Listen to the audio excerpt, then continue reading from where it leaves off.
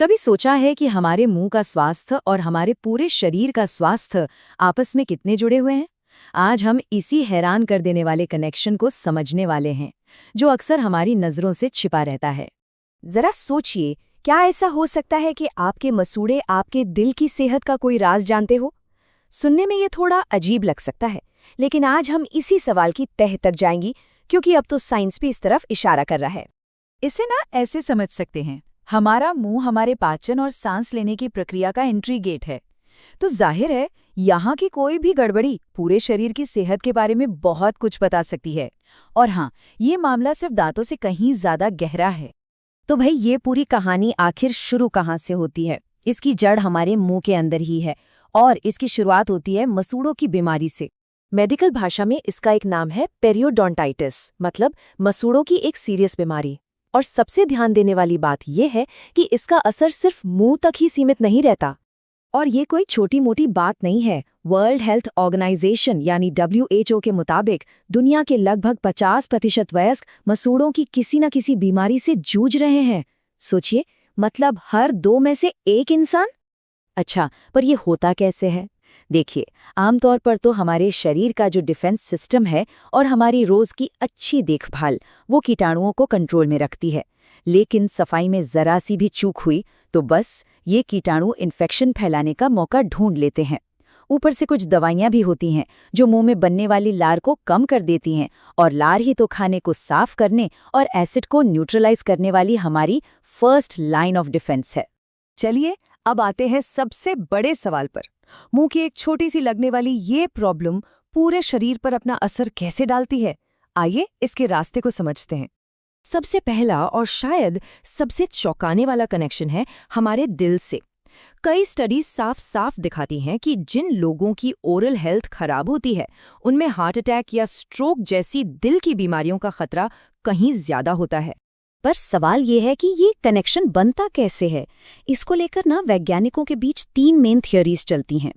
पहली थियरी के मुताबिक मुंह के बैक्टीरिया सीधे हमारे खून में घुसकर हमारी धमनियों को नुकसान पहुंचाते हैं। दूसरी थियरी कहती है कि असली विलन बैक्टीरिया नहीं, बल्कि उनके कारण शरीर में जो लगातार सूजन बनी रहती है वो है। और एक तीसरी सोच ये भी है कि शायद कोई डायरेक्ट कनेक्शन है ही नहीं, बल्कि स्मोकिंग जैसी कोई तीसरी वजह है जो मसूड़ों और दिल दोनों के लिए ही खराब है। और हार्वर्ड हेल्थ की ये बात इसी कन्फ्यूजन को बिल्कुल साफ कर देती है कि किसी चीज का जुड़ा होना और किसी चीज का कारण होना, ये 2 बिल्कुल अलग अलग बातें हैं। मतलब विज्ञान को अभी और सबूत चाहिए ताकि पक्के तौर पर कुछ कहा जा सके। अच्छा, दिल के अलावा इसका असर प्रेगनेंसी पर भी देखा गया है। रिसर्च बताती है कि मसूड़ों की बीमारी का संबंध प्री टर्म बर्थ यानी समय से पहले बच्चे का जन्म, बच्चे का वजन कम होना और प्री एक्लेम्सिया जैसी सीरियस कंडीशन से भी हो सकता है। और इसके पीछे भी वही वजह मानी जाती है, शरीर में लगातार बनी रहने वाली सूजन। और जानते हैं, ये लिस्ट यहीं खत्म नहीं होती। मुंह के बैक्टीरिया न्यूमोनिया, रूमेटाइड अर्थराइटिस और यहाँ तक कि पैनक्रियाटिक कैंसर जैसी बीमारियों से भी जुड़े पाए गए हैं। अल्जाइमर के मरीजों में भी ये देखा गया है कि जैसे जैसे उनकी बीमारी बढ़ती है, उनकी ओरल हेल्थ भी खराब होती चली जाती है। लेकिन एक बीमारी है जिसके साथ इसका रिश्ता सबसे ज्यादा पेचीदा और खतरनाक है, और वो है डायबिटीज। ये एक 2 वे स्ट्रीट है, एक ऐसा रिश्ता जो दोनों तरफ से काम करता है। सबसे पहले तो ये समझ लीजिए कि डायबिटीज के मरीजों में मसूड़ों की गंभीर बीमारी होने का खतरा 3 गुना तक ज्यादा होता है। लेकिन जैसा मैंने कहा, ये कहानी का सिर्फ एक हिस्सा है। जरा इस खतरनाक साइकिल को समझिए। डायबिटीज की वजह से शरीर की इन्फेक्शन से लड़ने की ताकत कम हो जाती है। बढ़ा हुआ ब्लड शुगर मुंह में बैक्टीरिया के लिए पार्टी जैसा माहौल बना देता है, जिससे मसूड़ों की बीमारी होती है।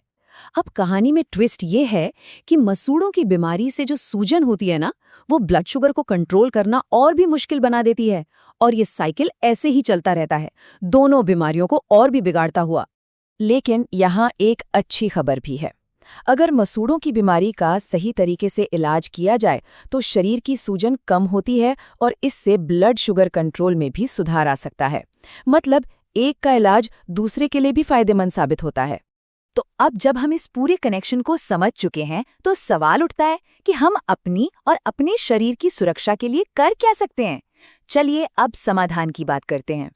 देखिए, इसका हल हमारी रोज की अच्छी आदतों में ही छिपा है। दिन में कम से कम 2 बार ब्रश करें, रोजाना फ्लॉस करें, हेल्दी खाना खाएं और मीठे से थोड़ी दूरी बनाएं।